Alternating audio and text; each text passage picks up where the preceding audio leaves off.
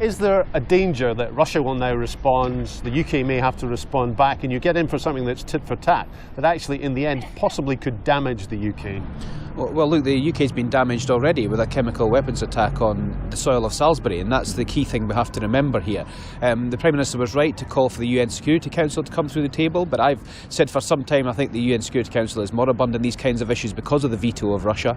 So we're going to have to find other ways of dealing with the prohibition of chemical weapons, which might be able to take some of the slack in terms of some of the negotiations that would have to happen around this. But there has to be a robust response. Expelling diplomats is the right thing to do. I would also make sure something's done about Russia Today in terms of that kind of Kremlin propaganda that's happening in this country. That's a television station. Yes, yep. A television station. And also I think we need to look seriously about the World Cup, because it just seems to me that we have chemical weapons attacks in this country, but everyone thinks, well, this is a footballing tournament, so everything should be okay and we'll just continue to comply with what needs to happen there. A robust response might be to say, is it right for FIFA to hold the World Cup in Russia given these chemical weapons attacks, not just in this country, but also in Syria as well, don't forget.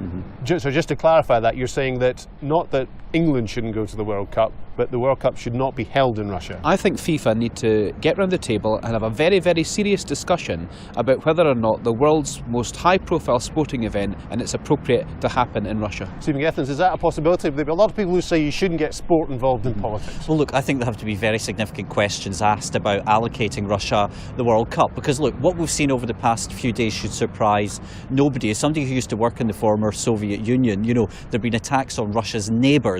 As Ian rightly pointed out, the devastating attacks on civilians in Syria, and now a chemicals weapons attack in Salisbury as well. We're dealing with a state that has been quite prepared to step outside the international norms, and a robust response has to be the appropriate one. But let's not also forget, and something we shouldn't move away from, the biggest victims of the Putin regime are the Russian people themselves, who suffer human rights abuses and other abuses from their own government, and that's something we need to be mindful of as well.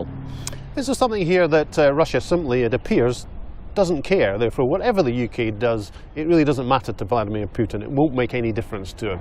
Well, there's no doubt that Russia is trying to find its place again in the world, and there's no doubt that President Putin wants to be respected on the world stage. I'm just not sure this is the best way of doing it. What's happening in Syria is a travesty of the international community, and again the UN looks as if it's impossible to even deal with that particular problem. What's happening in the UK, the agitation in elections, whether that's happened in the UK and the US or both.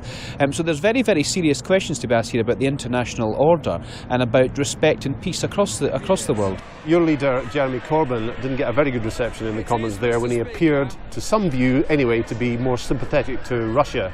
I think he got the mood of the House wrong. I mean, there is it not more no than that, wrong, though? Did he not there's get nothing the mood wrong with the leader of the opposition questioning the Prime Minister and putting her views under the spotlight. That's what a leader of the opposition is there to do. The one thing I do agree with him to a certain extent is there has to be some kind of dialogue opened, because as you said in an earlier question, a tit for tat just means that this escalates without finding some arbiter that's able to come together and find out why Russia's done this, how it can be resolved, and whether or not things can happen in the future. That sits alongside all the sanctions and everything else that Stephen and I have been talking about already. But I think he gets the mood of the House wrong. Everyone should be right behind the Prime Minister. This was a chemical weapons attack on the United Kingdom that could still potentially kill British citizens. We need to make sure that there's a robust response to that. Everyone should be behind the Prime Minister. But I think he's right to a certain extent to say that we need to open up some kind of line of dialogue to be able to find out a way through this process.